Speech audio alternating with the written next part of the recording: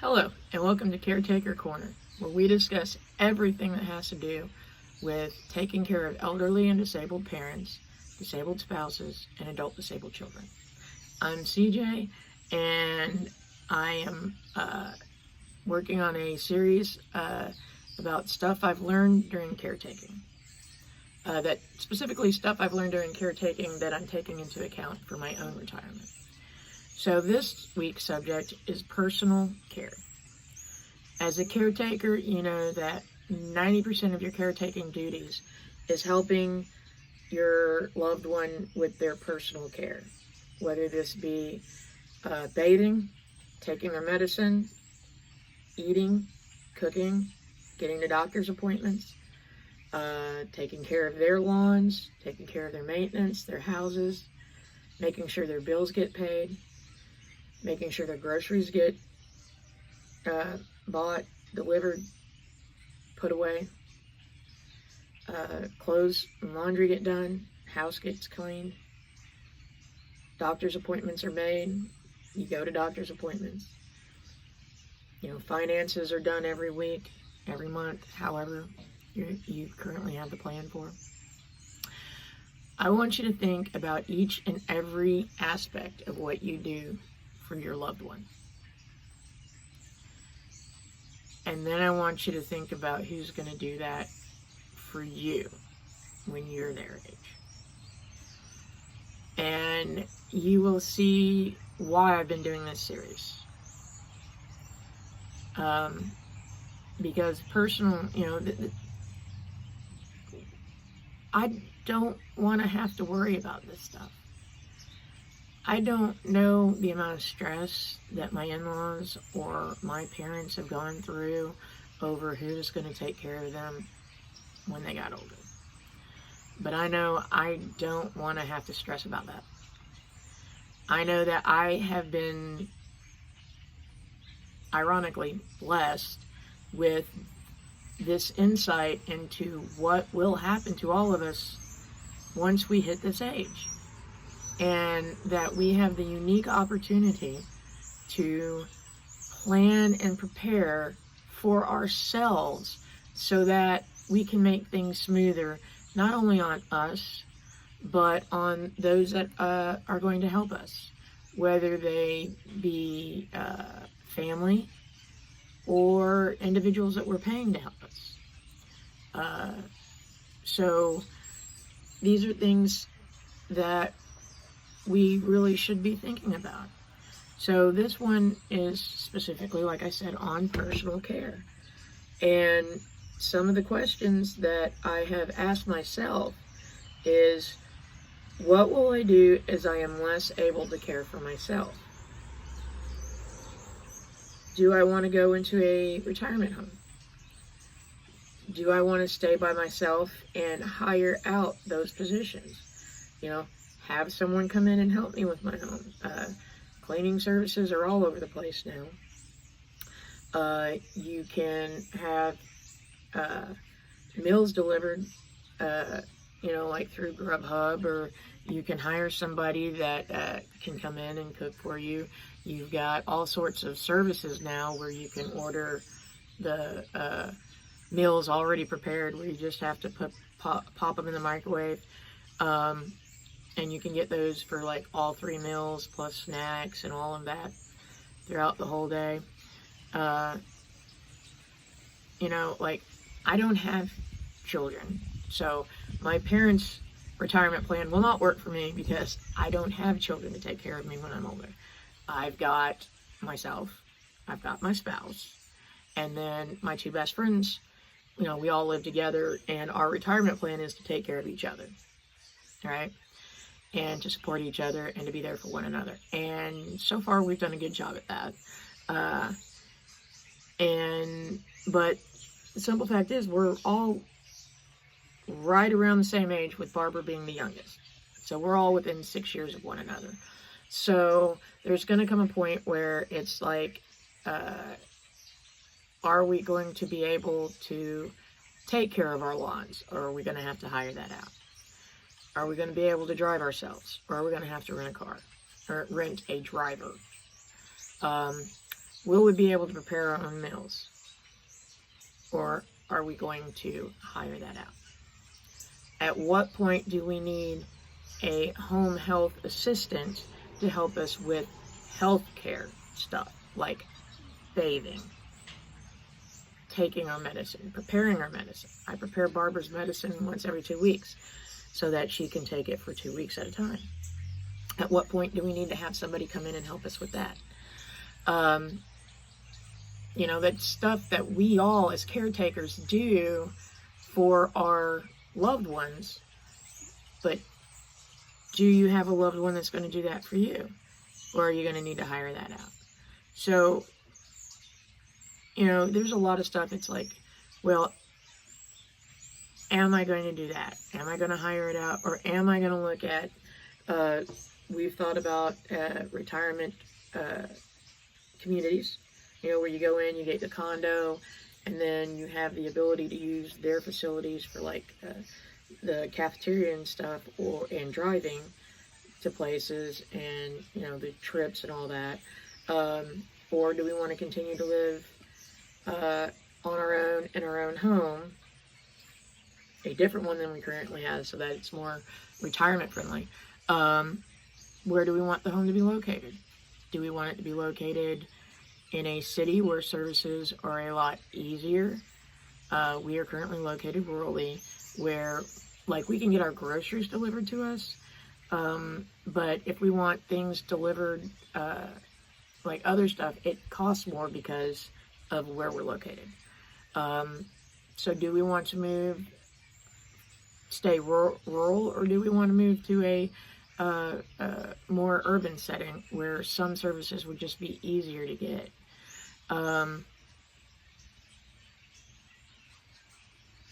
So one question I put down is not for me, because like I said, I have no children. I do not plan on there being anyone outside of the four of us to take care of me that is outside of hiring. You know, I figure we will end up putting money away to pay for a lot of services that we currently do. We're going to do them as long as we can, because hey, it helps keep you healthy. The longer you do stuff, the better off you are health-wise. But there will come a point where your body is going to be like, I can't do this anymore. For me, I'm hoping, you know, 150 easy will be the age that I start cutting things out, but you know, we'll have to wait and see, obviously. Okay, so here's the thing. My parents' retirement plan and my in-laws' retirement plan were the kids. So the question you need to ask yourself, being that you are a caretaker, and you already know what it feels like to have to worry, and to have to figure out how to take time off of work, and to have to figure out, you know, FMLA and all, you know, can I get here? Can I do this? You know, and do I have the energy? I mean, at one point, man, I was getting like zero sleep when my in-laws were still alive, because I was working, taking care of them, taking people to the hospitals and all that. So the question you're going to need to ask yourself, who's going to take care of you? Is your retirement plan, your retirement care, not your retirement plan, but your retirement care, is it your family? And if it is your family and your children or your spouse, if you have a younger spouse, are you sure that's going to be what they want? Is it something you want for them? I know that my stepmom said that she would have no problem taking care of my dad when he got old, and she would be there for him until the end. And then she wasn't. I know that I would not put, or would rather not put, the responsibility of my personal care in my elderly years, once I'm to the point where I can't do everything for myself, I would not want to put that in the hands of another person if I could help it. I mean, like I said, we've got the group of us that live here, and it's my family, and this is the choices we have made, where we will take care of one another until we are no longer able to. And then we're going to make decisions as to where to go at that point. But none of us have any children. Some have siblings. But those siblings have lives. And children, much like you right now, children have lives, and they have families, and they have jobs. You have a life. You have a family, and you probably have a job. And you are caring for your elderly parent or your disabled spouse or your adult disabled child. Do you want that responsibility put on another person? Do you think that your sibling or your child can handle the responsibility that you're going through right now? Do you want them to have to handle that responsibility? Do you want them to have to juggle a career and caretaking? Do you want them to have to juggle a career, their family, and caretaking? Now, there are a few ways I've thought around this. Like I said, we've got our pact here where we take care of one another. And then, like I said, we'll just pay somebody to do the lawn or whatever we need to at that point. But I've also thought about, it's a good time to start putting money away to be able to pay somebody for all that. If you have a child, you can always put money away to be able to help them out so that they don't have to work in order to be able to take care of you and be a caretaker. Because I will let you know personally, finances come into play big time in my caretaking responsibilities.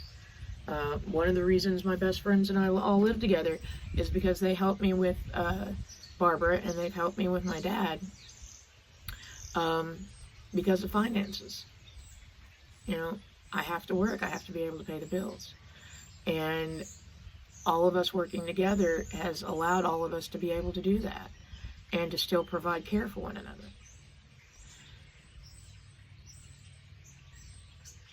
And it will still be a decision that's got to be made when it's our time to be taken care of. So, is that something you want to, a responsibility you want to put on another family member?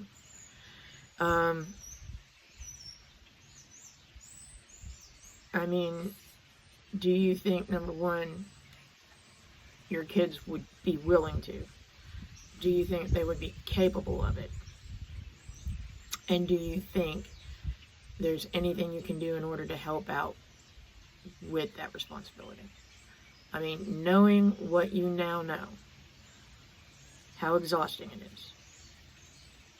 I mean, don't get me wrong. I don't regret any of the caretaking I've done. I know that I improved the lives of my in-laws, of my dad, of my brother, and of my wife. But the question is, do you think your kids or your family member will be able to view that the same way? Do you think they're going to be able to go and do it? It is exhausting. Not everybody is meant to be a caretaker.